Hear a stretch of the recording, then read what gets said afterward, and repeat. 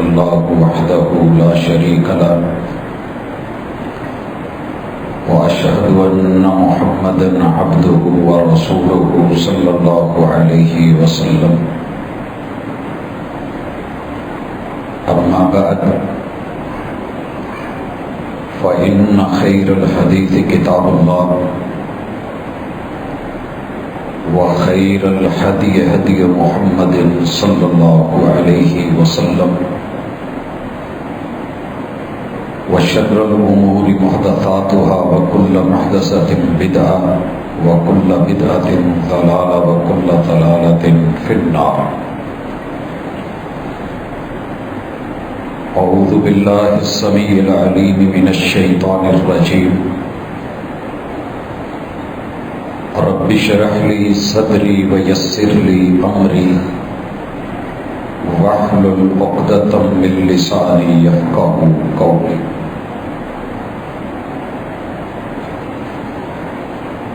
حاضرین مجلس، احباب گرامی، سامعین و سامعات،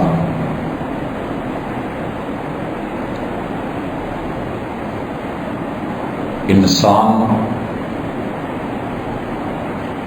بنیادی طور پہ مخلوق ہے اور اللہ کی تخلیق کا شاہکار ہے. خالق نے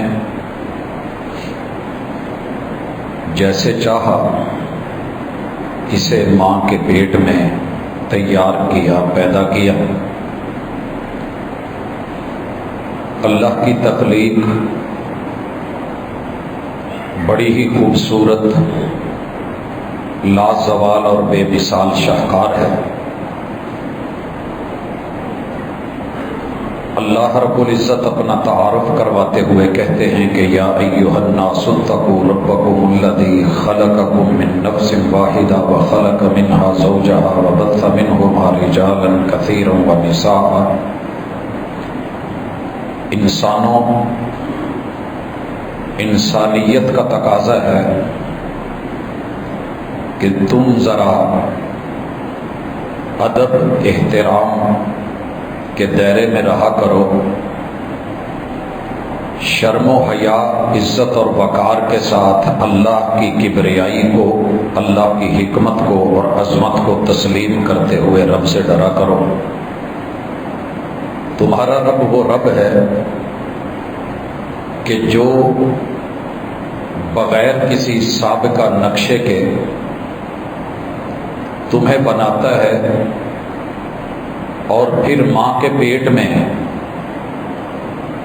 ایسی مصوری کرتا ہے کہ ایک ہی چہرے کے اوپر 7.5 ارب نقشے بنا ڈالے.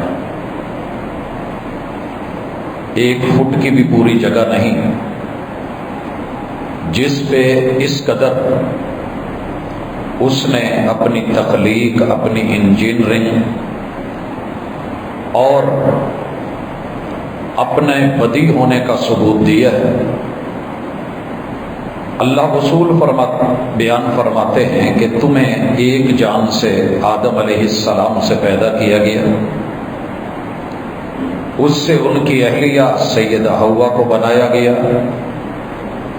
ان دونوں کے ملاپ سے اللہ رب العزت نے پھر ایک قاعدہ کلیہ بنا دیا کہ مرد اور عورت کے تعلق سے ہم پھر آگے مرد اور عورتیں پیدا کرتے ہیں. وَبَثَّ مِنْهُمَا رِجَالًا كَثِيرًا وَنِسَاءً.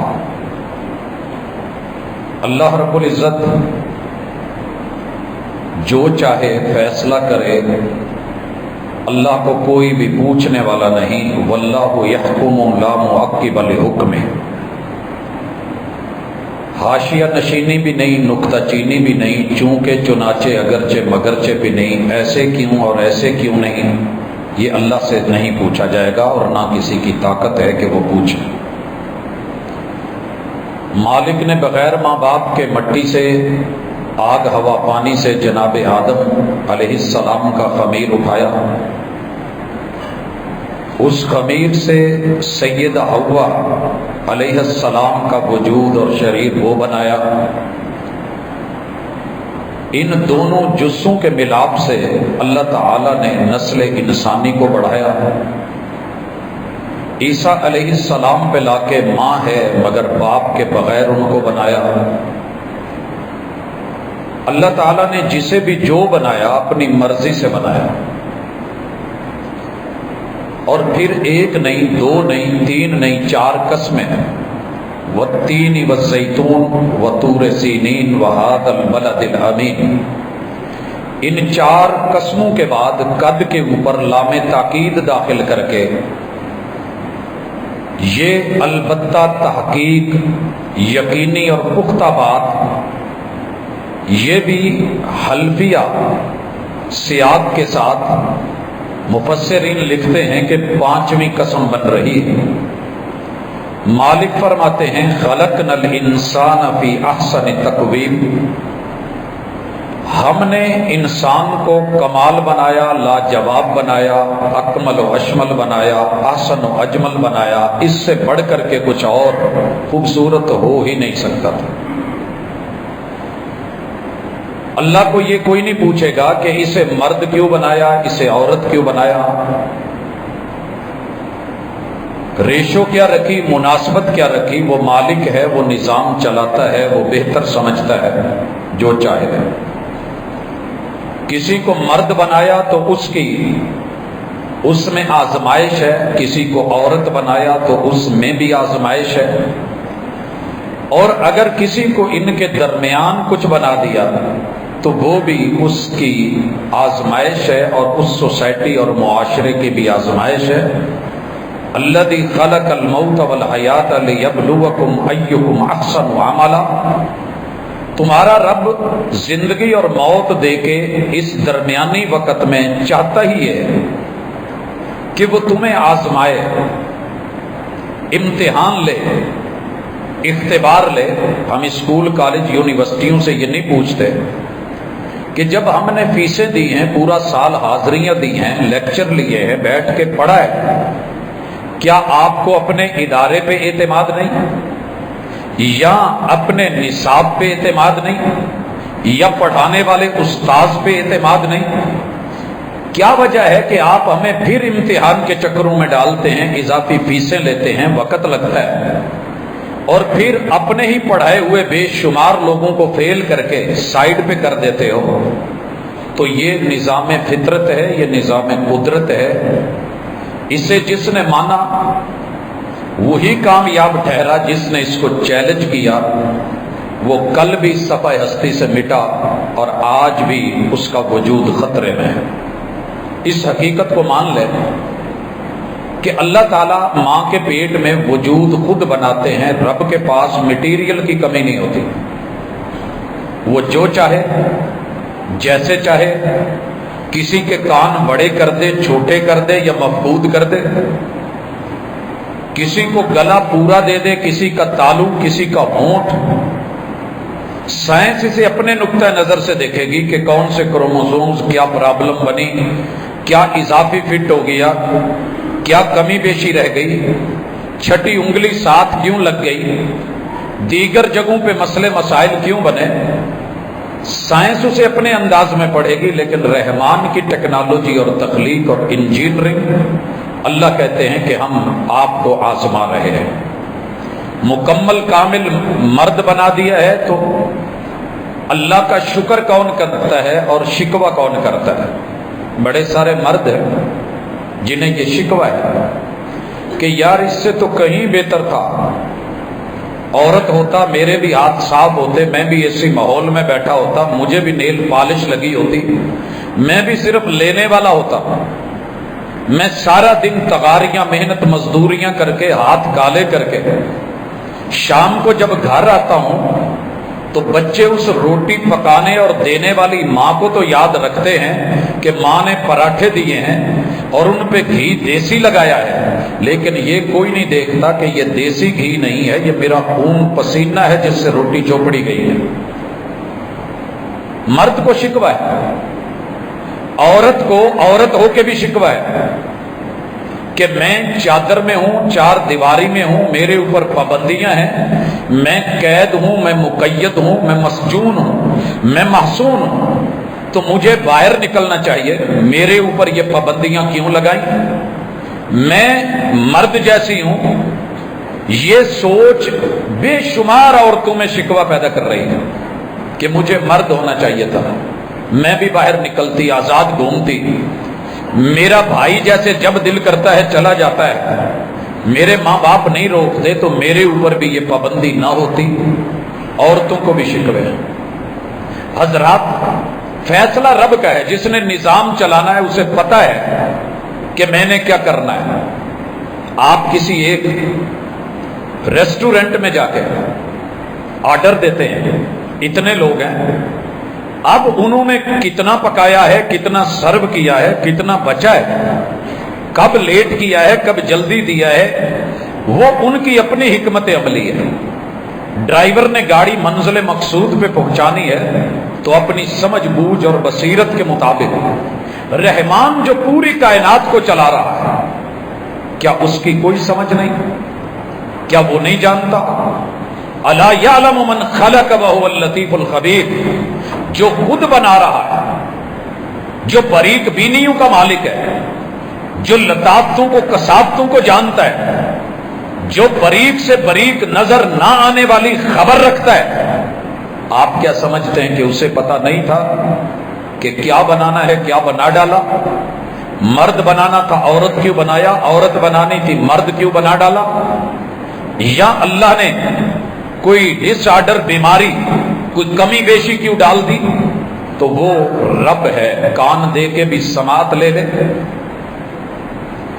بہرا پیدا کر دے، آنکھ کا سسٹم پورا رکھ کے اس کو کرنٹ نہ دے، سپلائی نہ دے، نبینا پیدا کر دے، وہ پورے آزاد دے کے بھی ان کے اندر اعصابی نظام کو تقویت نہ دے، شل کر دے اور لٹکا ہوا بنا دے، وہ چاہے تو قوتوں سے نواز دے۔ سبح اسم ربک الاعلی، وہ بابرکت اور اعلیٰ رب ہے، تعریف ہی کی جائے گی، تسبیح بیان کی جائے گی، پاکیزگی بیان کی جائے گی۔ سبح اسم ربک الاعلی، ہر 7 دن کے بعد 8ویں دن برین واشنگ، ہر جمعے کی پہلی رکعت میں یہ سورت کیوں پڑھی محبوب نے؟ یہ سمجھانے کے لیے کہ رب کے شکوے نہیں، رب کے شکر، اللہ کے بارے میں منفی سوچ نہیں، صرف تعریف۔ سبح اسم ربک الاعلی الذی خلق فسوی، جس نے پیدا کیا اور جو بنایا کمال بنایا، تسویہ کر دیے، صفائیاں کی، اور بہترین اللہ تعالی نے اسے بنا کے جس طرف اسے چلانا تھا چلا ڈالا۔ میرے بھائیوں، اللہ کا شکر ہے، ماں کے پیٹ میں رب جب بناتا ہے، یا مرد بنتے ہیں بیٹا کہلاتا ہے، یا عورت بنتی ہے بیٹی کہلاتی ہے، پیدائش کے وقت سب سے پہلی چیز، یا پیدائش سے پہلے مشینوں کے ذریعے الٹرا ساؤنڈ کروا کے جنس کا تعین میرے اور آپ کے ہاں ایک زندگی کا طریقہ کار ہے، اور یہ عرش بری سے ہوا ہے۔ اللہ نے ایک دل میں، جسم میں ضرورت اور چاہت رکھ دی، سوسائٹی کی، معاشرے کی، لہذا بے شمار گھروں کو دیکھا ہے بیٹیاں مانگ رہے ہوتے ہیں، بیٹیاں مانگ رہے ہوتے ہیں، اور اللہ نہیں دیتا۔ اللہ کے فیصلے ہوتے ہیں، یا لے کے دے کے واپس لے لیتا ہے۔ میرے گھر میں شدید ترین خواہش رہی کہ اللہ بیٹیاں زیادہ دے، مگر میرے رب کے فیصلے 3 دے کے 2 واپس لے لی، 1 باقی رہی۔ کئی گھروں میں بیٹوں کی چاہت ہوتی ہے۔ ابھی مجھے کل خبر ملی کہ 6 بچے آپریٹ کے ذریعے، اور 6 کے 6 ہی بیٹیاں، بیٹا ڈھونڈتے ڈھونڈتے 6 بیٹیاں رب نے دے دی۔ فیصلے اللہ کے، اللہ نے نظام چلانا ہے، اسے بہتر پتا ہے۔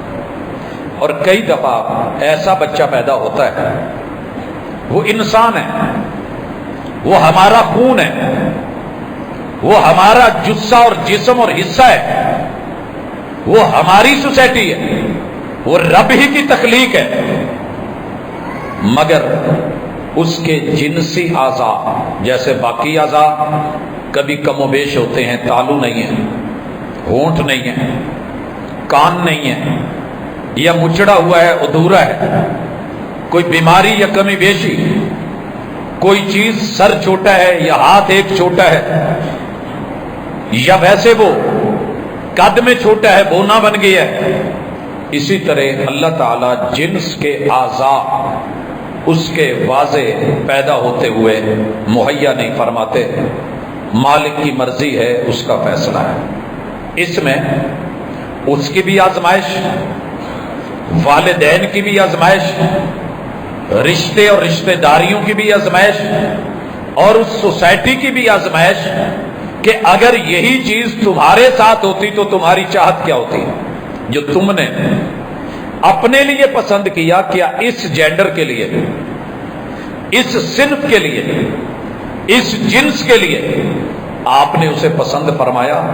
میں آج تمہید میں یہ باتیں کیوں کر رہا ہوں کہ وطن عزیز میں 2009 سے باقاعدہ کوششیں تو پہلے بھی تھی، لیکن سپریم کورٹ کے ایک فیصلے کے مطابق مردم شماری میں یہ کوشش کی گئی کہ مردوں کا شمار ہوتا ہے، عورتوں کا شمار ہوتا ہے، تو آبادی میں وہ لوگ کدھر جائیں کہ جن لوگوں کا تعلق مشابہت کا تعلق ہے، مرد ہیں یا عورت ہیں، تو ان کا نام میں ٹرانسلیٹ کیا کیا جائے، ترجمانی کیا کی جائے، کیا ٹائٹل دیا جائے، عنوان کیا دیا جائے، اور ان کی جینڈر، ان کی جنس، ان کی صنف کو متعین کیسے کیا جائے۔ پھر 2012 میں اس پہ ورق ہوا، کرتے کرتے 2017 میں بالخصوص اس کے اوپر مزید تحریک اٹھی، اور 2018 میں جو آج آپ سن رہے ہیں، ایک ایکٹ، ایک بل ہماری اسمبلی میں جو پیش کیا گیا، اور اس کا ٹارگٹ مقصد کیا تھا، کھلے لفظوں میں 4-5 موٹی موٹی چیزیں کہ اس جنس اور اس صنف، ان کے حقوق کا تعین، ان کی ویلفیئر، بھلائی اور اچھائی، ان کے مسائل، ان کا تحفظ، اور ان کے بارے میں ہونے والے جرائم اور جرائم کے اوپر جو ہے وہ کنٹرول کرنا اس بل کا اصل مقصد ہے، جو ٹائٹل ہے 21 دفعات کے ساتھ، اور ہر دفعہ کے تحت کئی ایک شکوں کے ساتھ اس بل کو جو ہے وہ ہمارے ملک کی نیشنل اسمبلی میں پیش کیا گیا۔ ہمارے ہاں پرابلم یہ ہے کہ ہم ایشوز کو سالو کم کرتے ہیں، باتوں کا ایشو زیادہ بناتے ہیں، مسائل کو سمجھتے کم ہیں۔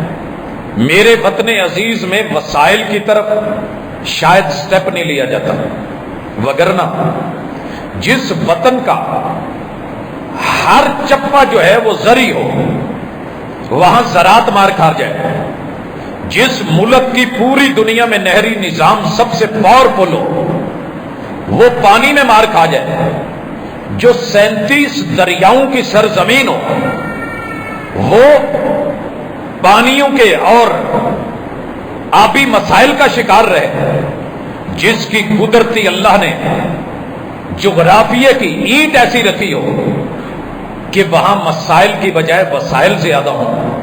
لیکن ہم ایک ماہ پہلے تو رو رہے تھے کہ چولستان میں پانی نہیں، نلکے لگے، کنویں لگے، پوری قوم دوڑی، لوگ پیاسے مر گئے، جانور پیاسے مر گئے۔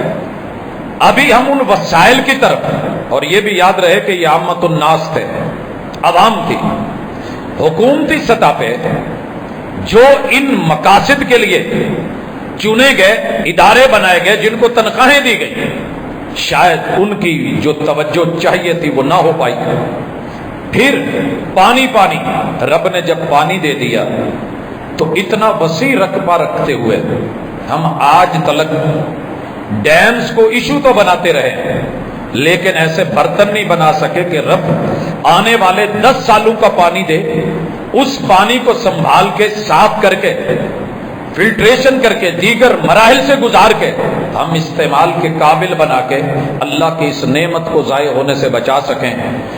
پاکستان میں کمی کوئی نہیں، دودھ دینے والے جانور ان گنت لا تعداد، مگر پھر بھی ہمیں पाउडर से, केमिकल से, 2 नंबरी और जाली, एक गुर्बत के नाम पे पेट की भूख मिटाने के लिए जो भाग दौड़ कर रहे हैं, हम में से शायद मुखलिस होके वसाइल की तरफ, वो अथॉरिटीज जिनके हाथ में पावर है, पैसा है, उन्होंने सोचना मुनासिब ही नहीं समझा। अल्लाह की तरफ से ऑटो हो रहा है, आजमाइश आ जाती है, सिलाब आ गए, तूफान आ गए, बहरान आ गए, तो हमने फौरी तरगीब दी, आओ जी पैसे वाले निकलें, ज़कात दें, सदकात करें, खैरात करें, ताउन करें। कौमें ऐसे नहीं चला करती। कौमें आने वाले वक्त की प्लानिंग करती हैं, वो बहुत कुछ सोचती समझती हैं। आपको पता हो, नबी करीम अलैहिस्सलातु वस्सलाम को रब ने भेज के 40 साल सोसाइटी पढ़ाई है, और पहली वही में कहा इकरा, कौम के मसाइल हल करने हैं तो पहले मसाइल पढ़ लें, वसाइल हम देंगे, कानून और कायदा ज़ाबिता हम देंगे, आपने उनको अप्लाई करना है, लेकिन पहले मसले का तो पता हो, मसाइल पढ़े। फिर रब ने मजीद पढ़ाया, 21 साल आपने बुतों को हाथ नहीं डाला, हाथ नहीं डाला, नबूवत मिल चुकी है। इसके बावजूद सजदा जब करते हैं बैतुल्लाह की तरफ, तो बैतुल्लाह में 360 बुत हैं, पहले सफाई करवा के फिर सजदा करवाया जाता। लेकिन रब ने जो अहम इशू थे उनकी तरफ लगाया, इंसानियत के हुकूक, उनके मसाइल, उनके फराइज समझाए, और मेरे महबूब ने फराइज सिखाए कि जब आप कोई भी काम है अपना फर्ज समझ के अदा करेंगे, किसी का वो हक होगा, ऑटोमेटिकली उसको मिल जाएगा। हुकूक छीने नहीं जाते, हुकूक मांगे नहीं जाते, उसके लिए सवाली नहीं बना जाता।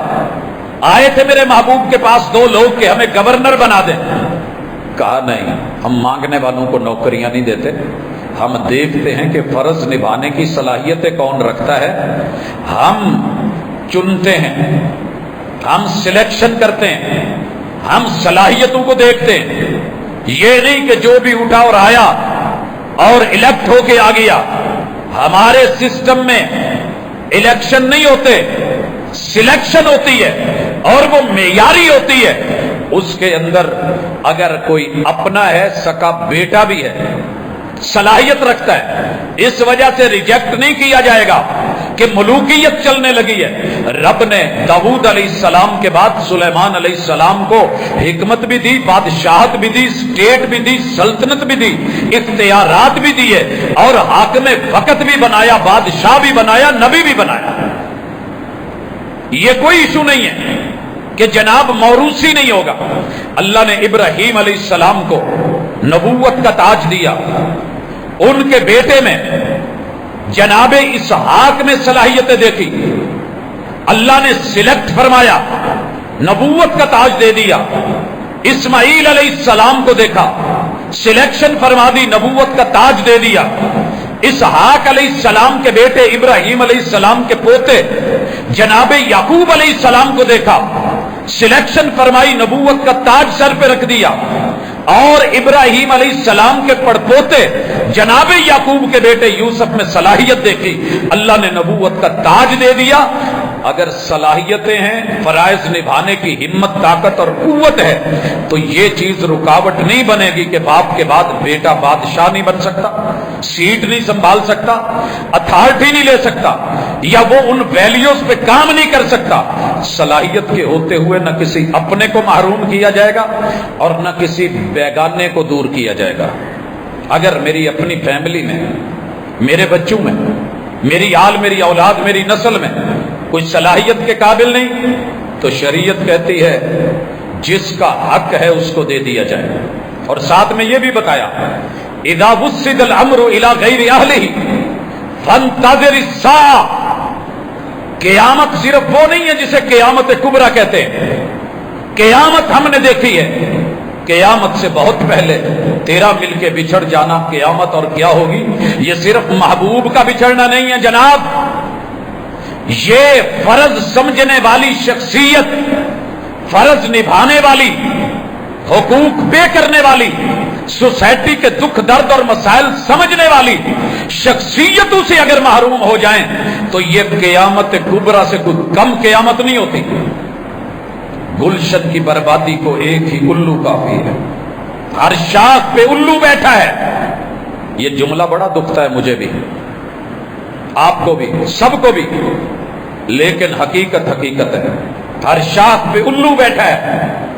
अंजाम गुलिस्तान क्या होगा अगर शहर की ट्रांसपोर्ट उनको दे दी जाए जो ड्राइवर कहलवाएं, ड्राइवरी का लाइसेंस भी रखते हो मगर ड्राइविंग कर ना पाते हों, तो फिर सिर्फ गाड़ियों की बर्बादी नहीं, सोसाइटी और मुआशरे की तबाही है। तो आप सीट उनको दे रहे हैं, जमाम उनको दे रहे हैं, लगाम उनको दे रहे हैं, सवारी उनको दे रहे हैं, सियादत उनको दे रहे हैं, क़ियादत उनको दे रहे हैं जो इसके अहल भी नहीं, और जिन्हें निजाम बंदगी और जिंदगी दिया जा रहा है और उन्हें कुल हुवल्लाह भी पढ़ना नहीं आता, उन्हें इन्ना आतईना कल कौसर भी पढ़ना नहीं आता, उन्हें कुरान का कोई एक रुकू भी उठाना नहीं आता, उन्हें मुस्तफा सल्लल्लाहु अलैहि वसल्लम के फरामीन तो बड़ी दूर की बात है, उसकी अलिफ बा या भी नहीं आती, उसके रमूज और औकात का भी पता नहीं।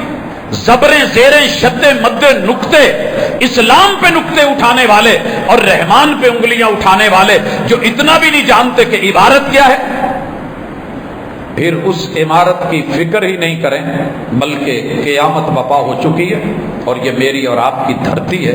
हर फील्ड में मसाइल ही मसाइल हैं। यूं लगता है कि सारी दुनिया तरक्की कर रही है और ये किताब व सुन्नत वाले, कलमे वाले, पाकिस्तान का मतलब क्या, ला इलाहा इल्लल्लाह वाले सिर्फ ख्वाबे खरगोश में है। आने वाली नस्ल का गिरेबान हमने पकड़ा है और खराब किया है, और इस नस्ल ने अगर यहां नहीं तो क़यामत को गिरेबान जरूर पकड़ना है। जनाब, अपनी जिम्मेदारी का एहसास कीजिए। ये तो बड़ा मसला उठ रहा है। मुआशरा खराब हो जाएगा, सोसाइटी खराब हो जाएगी, जवान बिगड़ जाएगा, मर्द औरत बिगड़ जाएगी, मुस्तकबिल के वालिदैन बिगड़ जाएंगे, ये हो जाएगा। आज का नौजवान किधर जा रहा है? जनाब उधर ही जा रहा है जिधर बड़े लेके जा रहे हैं, ये कहीं और नहीं जा रहा। पैसा भी आपका, दौलत भी आपकी, सरमाया भी आपका, घर भी आपका, छत भी आपकी, और स्कूल कॉलेज यूनिवर्सिटी का इंतखाब भी आपका, सिलेबस गैर का दिया हुआ, और जो तेरे रब ने, खालिक और मालिक ने सिलेबस दिया था, 100 आदमियों को बिठा लो, कुरान को चूमेंगे, चाटेंगे, सर पे रखेंगे, गले से लगाएंगे, एहतराम करेंगे, ऊंची जगह रखेंगे, लेकिन अपने सिलेबस में लाके जिंदगी को, बंदगी को उसके मुताबिक नहीं बनाएंगे। उसके लिए कुछ और चाहिए, उसके लिए अरेबिक नहीं। मरऊब कौमें, महकूम कौमें, गुलामी में बदल जाता है कौमों का जमीर। शिकार करने वाला शेर भी चिड़िया घर में जाकर के उस गोश्त को भी खा लेता है जिससे स्मेल आ रही होती है, हालांकि वो किसी का शिकार शुदा गोश्त नहीं खाता, लेकिन मजबूर है, पेट का पाबंद है। हजरात, ये हमारी हालत है। जितने भी एक्ट बनेंगे, जितने एक्शन लिए जाएंगे, जितने बिल बनेंगे, जितने ऑर्डिनेंस आएंगे, इंसान के लिए सोचे हुए मंसूबे होंगे। वो सही भी हो सकते हैं, वो गलत भी हो सकते हैं, वो उन आमाल और ख्वाहिशात को पूरा भी कर सकते हैं, अधूरा भी छोड़ सकते हैं। इस एक्ट में टोटली 9 हुकूक जो हैं वो ट्रांसजेंडर के बयान किए गए, और 10वां उन बुनियादी हुकूक के ऊपर तामील करवाने के लिए हुकूमत ने जोर दिया कि वो उसकी जिम्मेदारी है। और 11वीं चीज उसमें यह डाली गई कि इनसे भीख नहीं मंगवाई जाएगी, इनसे भीख नहीं मंगवाई जाएगी। हजरात, आने वाले जुम्मों में इंशाअल्लाह मैं इस जिन्स की हकीकत, रियलिटी, हुकूक, मकासद, मसाइल, वसाइल और हमारी जिम्मेदारी क्या है और इस्लाम का नुक्ता नजर क्या है और दुनिया क्या कर रही है। आज ये इशू, ये जो अभी जून गुजरा है, आपको पता होना चाहिए, जो बाइडन ने اس میں کہا تھا کہ یہ ہیجڑوں کے لیے، خواجہ سراؤں کے لیے یہ جون کا مہینہ بہار ہے، کمال ہے۔ وہ لوگ اپنا ایک خاص انداز رکھتے ہیں، اپنی ملت پر قیاس اقوام مغرب سے نہ کر۔ خاص ترکیب میں قوم رسول ہاشمی۔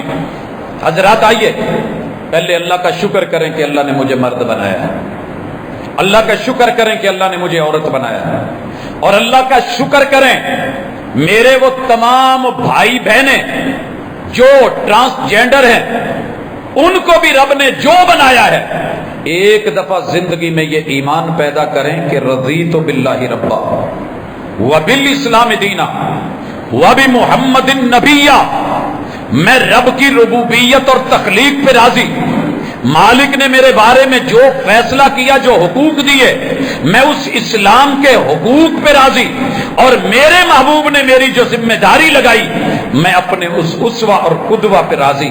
یہ تینوں چیزیں آپ کو بھی، مجھے بھی، مردوں کو بھی، عورتوں کو بھی، اور تیسری صنف کو بھی اس پہ راضی ہونا ہوگا۔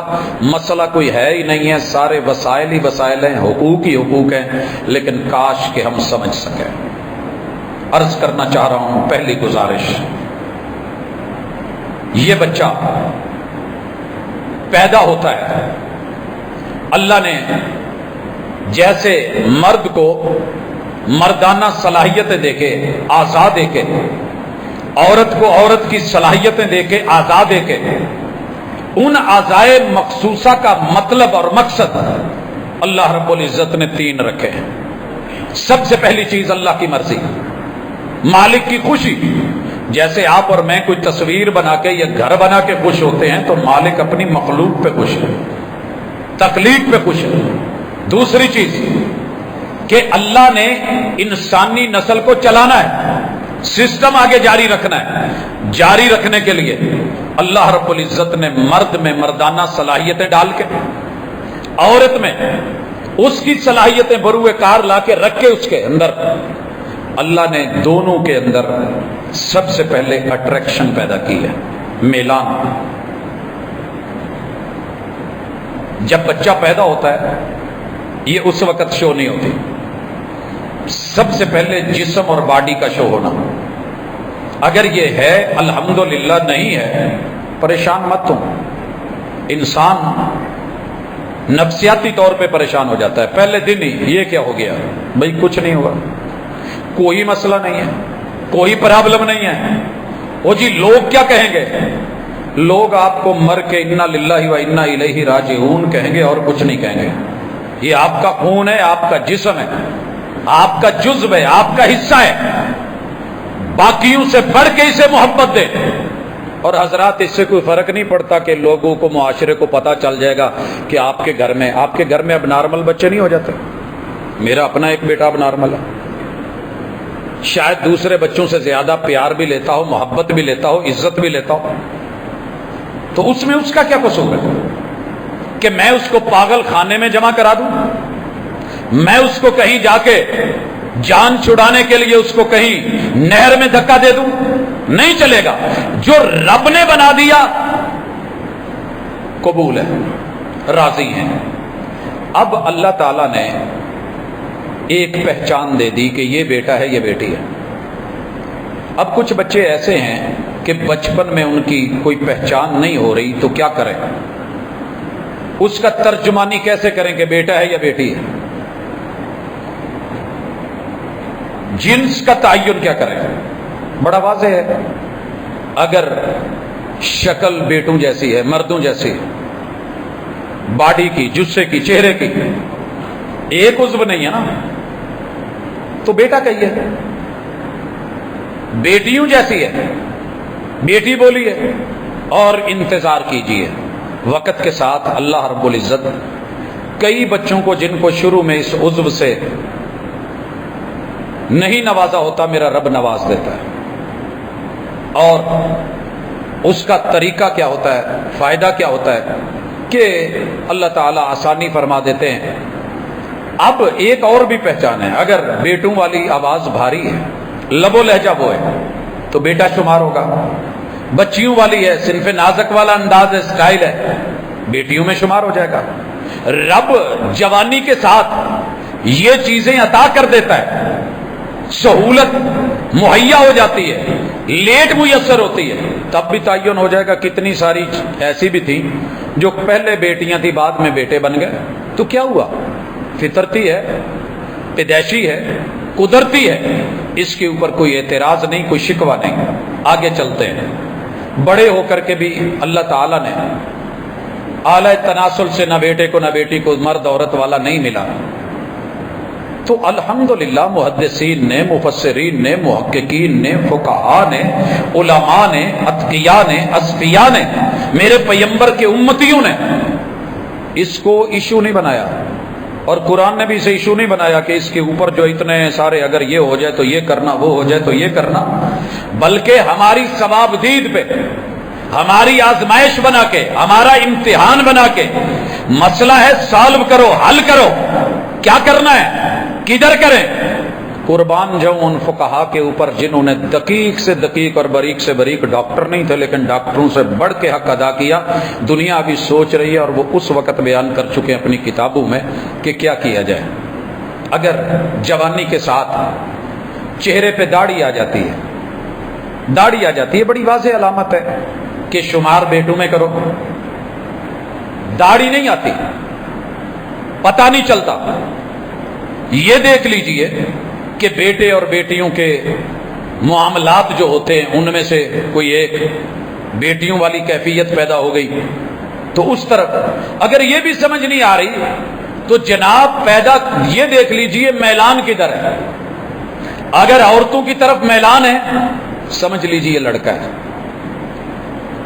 مردوں کی طرف میلان ہے تو ذہن میں رکھیے کہ ہم نے ٹرانسجینڈر اس کے صرف تعین کرنا ہے نا کہ یہ کیا ہے، مسئلہ تو اتنا ہے، کیونکہ آگے حقوق دینے ہیں، آگے بے شمار اس کے رائٹس ہیں جو اس تک پہنچانے ہیں۔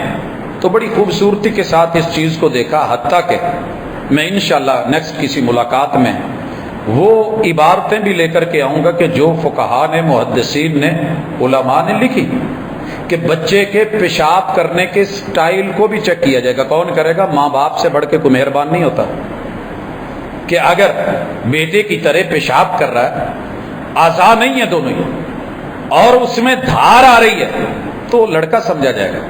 اگر پیشاب پھیل کے آ رہا ہے تو دوسری صنف سمجھا جائے گا، لیکن اسے ایشو نہیں بنایا جائے گا۔ اور اگر اللہ نے ڈبل اعضاء سے نواز دیا ہے، مردوں والا بھی ہے عورتوں والا بھی، یہ ہمارے گھر کا مسئلہ ہے، یہ ہماری چار دیواری کا مسئلہ ہے، یہ ہماری اندر کی دنیا کا مسئلہ ہے۔ اب یہ نہیں کہ تنظیمیں بنیں گی، ہم ان کو فارغ کر دیں گے اور پھر لوگ ان کو لے کے جیسے مرضی حالات کے وہ مارے ہوئے، نہ ہم ان پہ خرچ کریں، نہ ان کو دیں، نہ ان کو اپنے جو ہے، بلکہ ان کے وہ سارے حقوق ہیں۔ اسلام تو پتہ ہے کہاں حقوق شروع کر دیتا ہے، یہ بھی آج سن لیں۔ اسلام بچے کے پیدا ہونے پہ حق نہیں دیتا، وہ جنس دیکھ کے ماں باپ جو حقوق تعین کرتا ہے وہ تو اپنی جگہ، لیکن میاں بیوی تنہائی میں تھے، تنہائی میں تھے، اس تنہائی میں شوہر فوت ہو گیا ہے، اس تنہائی میں ہارٹ اٹیک آیا ہے، شوہر فوت ہو گیا ہے، اور ان کی ملاقات کے ایک آدھے منٹ کے بعد موت یقینی ہو گئی ہے۔ اس وقت سے اس بچے کے اسلام میں حقوق شروع ہو جاتے ہیں جو ابھی پانی کا نطفہ ہے اور الگ ہو کے صرف ماں کے رحم میں چلا گیا۔ اگر حمل ثابت ہو جائے، پریگنینسی ثابت ہو جاتی ہے، اس بچے کے حقوق سارے کے سارے شریعت اس کو عطا کرتی۔ اللہ کہتے نہیں علم یجد کا یتیما فآوا، محبوب باپ آپ کے آنے سے پہلے دنیا سے جا چکا تھا، کوئی ایک حق تو بتائیے جو ہم نے آپ کو دلوایا نہیں ہے۔ ملجا نہیں بنے، ماوا نہیں بنے، عطا نہیں کیا، بلندی نہیں دی، حقوق نہیں دیے، علم نہیں دیا، نالج نہیں دیا، زندگی نہیں دی، بندگی نہیں دی، مال دولت سے نہیں نوازا، امیر نہیں بنایا، امام نہیں بنایا، لیڈر نہیں بنایا۔ کوئی ایک بات تو کہو جو آپ سے چھینی ہو۔ علم یجد کا یتیما فآوا، یہ حقوق اسلام میں تب سے شروع ہوتے ہیں۔ اب آئیے، یہ بچہ اور بچی جوان ہو گئے، سب سے پہلا حق ان کو چھت دی جائے گی، چھت نہیں چھینی جائے گی۔ ان کی زمین جہاں ماں باپ رہتے ہیں، میں آج ذرا اسلام پہ بات کر لوں، نیکسٹ ہم دیکھیں گے کہ ہمارے ملک نے، ہمارے اس بل نے، ہمارے اس ایکٹ نے کیا دیا ہے، کیا دینا چاہا ہے، الفاظ کیا ہیں، مضمرات کیا ہیں، ارادے کیا ہیں، سوچ اور فکر کیا ہے، اور اس کے صحیح نتائج کیا نکلیں گے، برے نتائج کیا ہوں گے۔ ہم صرف ایشو نہیں بنانا چاہتے، ہم اس قوم کو اپنی قوم سمجھ کے، اپنا جثہ سمجھ کے، جسم اور جان سمجھ کے، وجود سمجھ کے، اللہ کی طرف سے آزمائش سمجھ کے، امتحان سمجھ کے، جیسے باقی امتحانوں میں ڈٹے ہیں، انشاءاللہ ہم یہاں پھر بھی کھڑے ہیں۔ تو کیا کیا جائے؟ سب سے پہلے ان سے ان کی زمین نہیں چھینی جائے گی، ان سے ان کی ولدیت نہیں چھینی جائے گی، ان سے ان کی ماں کی امومت، باپ کی ابوت نہیں چھینی جائے گی۔ پہچان نادرہ میں کیا ہوگی؟ بولیے، ڈیٹے اکٹھے کیجئے، نیشنل لیول پہ کیجئے، لیکن اس کے ابو کا نام وہی ہوگا جو اس کا باپ ہے۔ میں کہتا ہوں میرا بیٹا نمیر، میں اس کا والد محمد عبد الرزاق، یہ ہے۔ کیا ہو گیا ہے؟ مجھے گر گیا ہوں، پتھر آنے لگ گئے ہیں، مسائل بن جائیں گے۔ کل کو لوگ کہیں گے کہ جناب اتنا بڑا نام ہو کے بھی اس کے گھر میں یہ مسئلہ ہے۔ جی رب کی کائنات میں مسئلہ ہے، رب نے خود پیدا کیا ہے، اس کی حکمت ہے، تو کیا جانے اس کی حکمتوں کو، بس راضی رہ۔ پہچان دیجئے نام کی اور پوری دیجئے، عزت دیجئے، احترام دیجئے، اور اس کو جو اضافی توجہ چاہیے وہ بھی دیجئے کہ یہ آپ کو چھوڑ کے، آپ کے رویوں سے تنگ آ کے، آپ کو بھلا کے، یہ بھاگ کر کے کہیں ان لوگوں کے ہتھے نہ چڑھے جو اس ورلڈ کے لوگ ہیں، جنہوں نے ان سے نجائز فائدے اٹھانے ہیں اور اپنی ذاتیات کے لیے ان لوگوں کو استعمال کرنا ہے۔ پہلے ہی بیچارے ڈس آرڈرز ہیں، پہلے ہی ان کے اندر کوئی کمی ہے، تو احساس کمتری مزید مت بڑھائیے، ان کے نام مت بدلیے، ان کو برا بھلا مت کہیے، ان کے بارے میں ادھر ادھر کی، یہ تو عمومی حق ہے، ویل لکل ہمزۃ لمزہ۔ اگر کوئی کمی بیشی ہو، قد چھوٹا رب نے بنایا ہے، اس نے خود نہیں بنایا، چھوٹو مت کہہ، کوڈو مت کہہ، قد لمبا رب نے کیا ہے، لمبو مت بول، صحت اللہ نے عطا کی ہے، موٹو مت کہہ، پتلو کے اوپر مت آ، ویل لکل ہمزۃ لمزہ۔ برباد کر کے رکھ دیں گے، تباہ کر دیں گے تیرے یہ جملے، تیری یہ سوچ، تیری یہ فکر، تیرا یہ عناد اور انا پہ مبنی یہ لب و لہجہ۔ تو اپنے آپ کو برتر سمجھ رہا ہے، تیری اوقات کیا تھی؟ میں جب چاہوں ایک فالج ڈال کے سب چھین لوں، تو اوقات میں رہے، بربادیوں کا سفر مت کیجیے بھائیو۔ دوسری چیز، ان کو جو آپ نے کھانا ہے ان کو کھلانا ہے، جو خود کھانا ہے انہیں کھلانا ہے، جو خود پہننا ہے انہیں پہنانا ہے، اور کیسے پہنانا ہے؟ جو ان کی شناخت بنتی ہے۔ لڑکے والی ہے تو لباس لڑکے والا، لڑکی والی ہے تو لباس لڑکی والا، اور اگر خنثی مشکل ہے، ہاں نام پہ مجھے تھوڑی بات کرنی چاہیے تھی، لیکن دنیا جانتی ہے کہ ہمارے ہاں ہیجڑا بھی کہا جاتا ہے، خسرا بھی کہا جاتا ہے، خسرا بھی، اور مخنث بھی بولا جاتا ہے، اور اس کے لیے جو با ادب لفظ چنا گیا اور وہ خود بھی پسند کرتے ہیں، کسی بھی ہیجڑے کو اچھا نہیں لگتا کہ ہیجڑا کہا جائے، آپ بے شک پوچھ کے دیکھ لیں، لیکن یہ ریئل لفظ ہے۔ آپ کسی کو خسرا کہیں اسے پسند نہیں ہے۔ مخنث عربی نے بولا ہے، عربی لینگویج نے۔ ہمارے ہاں جو شاہی بولی تھی، اس شاہی بولی میں ان کو دو پہلوؤں سے رکھا گیا۔ خواجہ کا لفظ فارسی کا ہے، سردار کو کہتے ہیں، مخدوم کو کہتے ہیں، چودھری کو کہتے ہیں، کسی بھی فیلڈ میں نمایاں ہستی کو کہتے ہیں خواجہ معین الدین، محلہ خواجگان۔ تو یہ خواجہ سردار کے معنی میں ہے، اور خواجہ سرائے وہ رہائش گاہ جہاں پہ سردار لوگ رہتے ہیں۔ بادشاہوں کے پاس ان کی عورتوں کی خدمتوں کے لیے صرف عورتوں سے کفایت نہیں ہوتی تھی، کہیں مردوں کی بھی ضرورت پڑتی ہے۔ ہمارے ہائی اسکول میں، ہمارے گرلز کالجز میں بے شمار مرد رکھنے پڑتے ہیں، عورتیں سارے کام نہیں کر سکتی، ہسپتالوں میں مجبوریاں ہوتی ہیں۔ ان مجبوریوں کو بھانپتے ہوئے ان چودھریوں نے، سرداروں نے، نوابوں نے، حاکموں نے، بادشاہوں نے اپنے حرم تک اپروچ دینے کے لیے ایک ہی شرط رکھی تھی کہ اس مرد کا آلہ تناسل نہیں ہونا چاہیے، لہذا آپریٹ کر دیا جائے، سرجری کر دی جائے۔ سرجری کا رجحان تو بڑا پرانا ہے، جراحت اللہ تعالیٰ جو بنا دے وہ قبول ہے، مگر ایسے کرنا حرام ہے۔ کوئی دوسرا کرے تو بھی زیادتی، خود کروں تو بھی غلطی۔ مجھے کوئی مارے تو اجازت نہیں ہے، میں خودکشی بھی حالات سے تنگ آ کے کروں جیسے مرضی ہوں تو اسلام اس کی بھی اجازت نہیں دیتا۔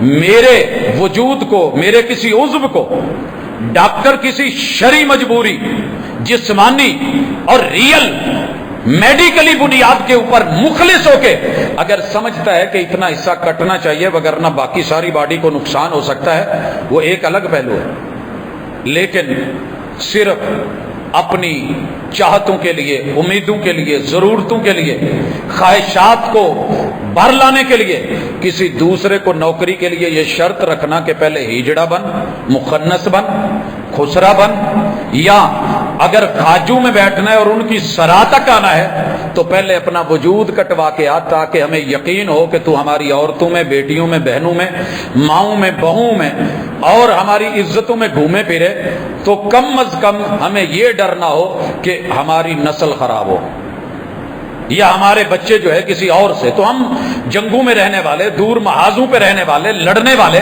ہم 24 گھنٹے گھر تو نہیں ہوتے، پیچھے نگرانیاں بھی کرنی ہیں۔ حضرات آئیے، اسلام نے کتنا خوبصورت سسٹم اپنایا۔ آج دنیا چڑھ دوڑی ہے، مدینہ منورہ ہے، اور فیصلہ کیا گیا، پہلے میٹنگ کی گئی، مشورہ کیا گیا، شہر میں رہ کے لڑا جائے یا شہر سے باہر جا کے، شہر میں لڑا جائے یا باہر جا کے۔ پتہ ہے کیا فیصلہ ہوا تھا؟ وَأَمْرُهُمْ شُورَى بَيْنَهُمْ کے بعد کہ شہر سے نکل کے لڑیں۔ رائے تھی ایک، دوسرے کہہ رہے تھے نہیں شہر میں لڑیں۔ جو شہر میں رہ کے لڑنے کا کہہ رہے تھے وہ کہتے تھے کم از کم آپ اپنی بیویوں میں، بچوں میں تو ہوں گے، خواتین میں تو ہوں گے، ہمیں اپنے گھر پہ نظر تو ہوگی۔ اللہ نہ کرے کوئی ایسا ویسا ہونے لگا تو ہم کور تو کریں گے۔ دوسری رائے یہ آئی کہ نہیں، مردوں سے مرد ہی لڑتے اچھے لگتے ہیں، انہیں اپنے گھر تک، حرم تک اپروچ ہی مت دیں۔ ان کا کیا کریں؟ کہا بندوبست کر لیتے ہیں۔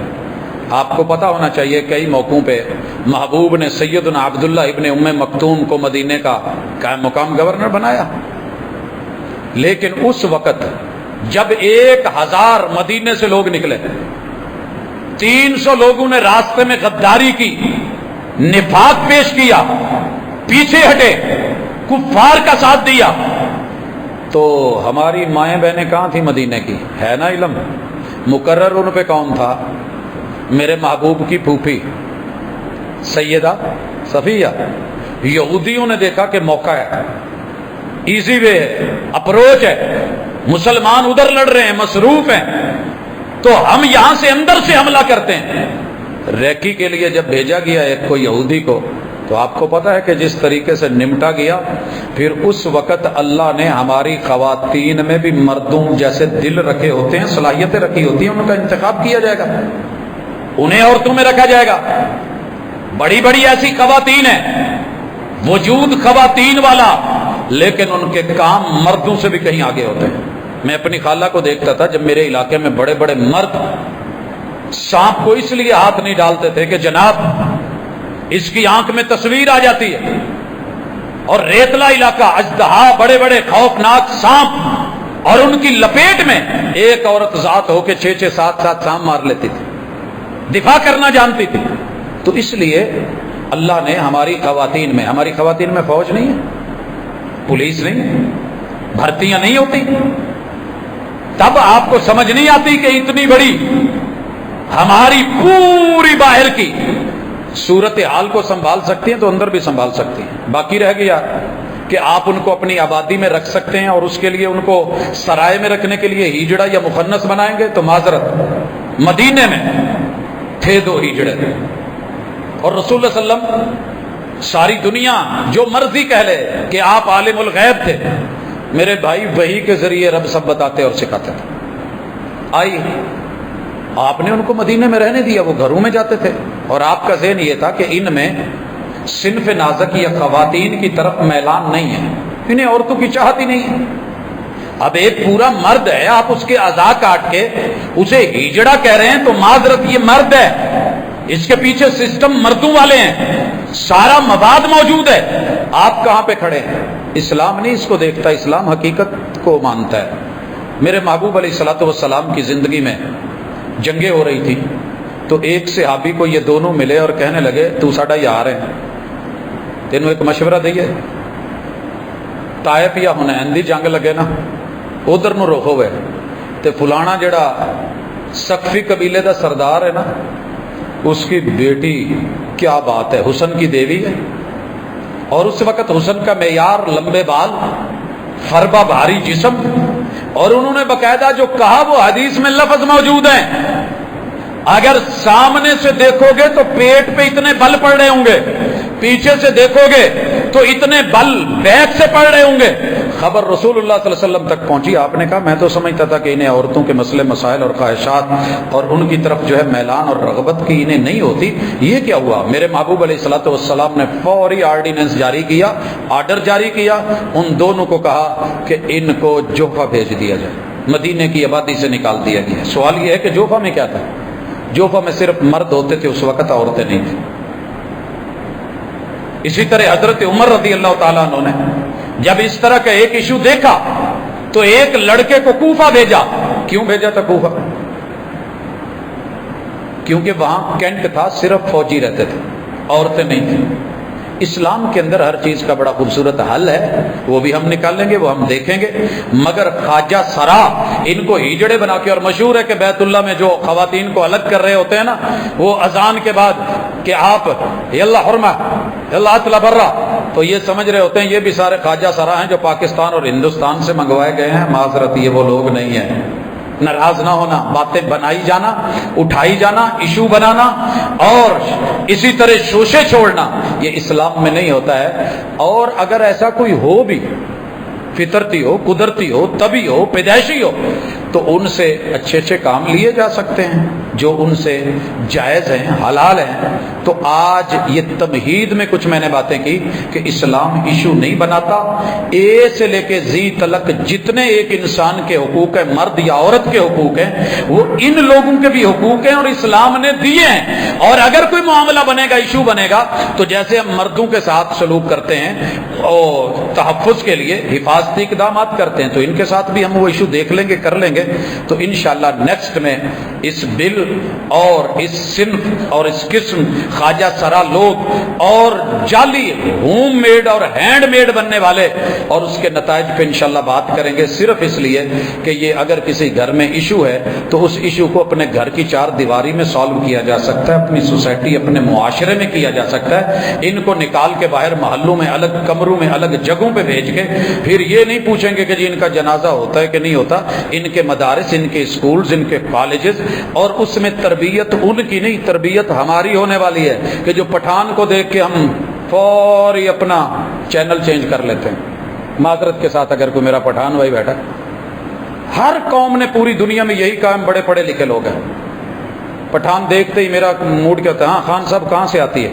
مجھے پتا ہے کہ وہ نر ہے، مجھے پتا ہے کہ مرد ہے، لیکن میرا لب و لہجہ کیوں بدلتا ہے؟ اس بیچارے کو مذکر مؤنث کا پتہ نہیں، اس وجہ سے وہ تیری زبان کی اونچ نیچ نہیں سمجھتا. اس لیے جو آپ میں ان کے ساتھ کرتے ہیں وہ کسی اور کے ساتھ کرتے ہیں. اور وہ جو پڑی ہوئی قومیں ہیں ان میں جا کے بھی چیک کر لیں، آپ تھرڈ ورلڈ کے کچھ اور ہی ہیں. اور تھرڈ ورلڈ کا معنی آپ سمجھ گئے ہوں گے کہ جانوروں سے بڑھ کر کے یہ بس ایسے ہی ہیں، ان بیچاروں کا حال کوئی نہیں جنہیں لینگویج نہیں آتی. اسی لیے عرب بھی کچھ لوگوں کو عجم کہتے ہیں. تو لہٰذا آئیے پہلے اپنی تربیت کریں. معاشرے میں یہ ایشو نہیں ہے، ان ایکٹس کی، ان قانون کی ہمیں شاید ضرورت نہ پڑتی اگر ہم اسے پڑھا ہوتا اور سمجھا ہوتا. اللہ تعالیٰ مجھے بھی، میری عوام کو بھی اور اس صنف کو بھی اور قانون بنانے والے ادارے اور نافذ کرنے والے ادارے ان لوگوں کو بھی مخلص ہو کے کتاب و سنت کو بھی ذرا پڑھنے کا رب کبھی موقع دے تو انشاءاللہ مسئلے سارے حل ہو جائیں گے. اقول قولی ھذا وآخر دعوانا ان الحمد للہ.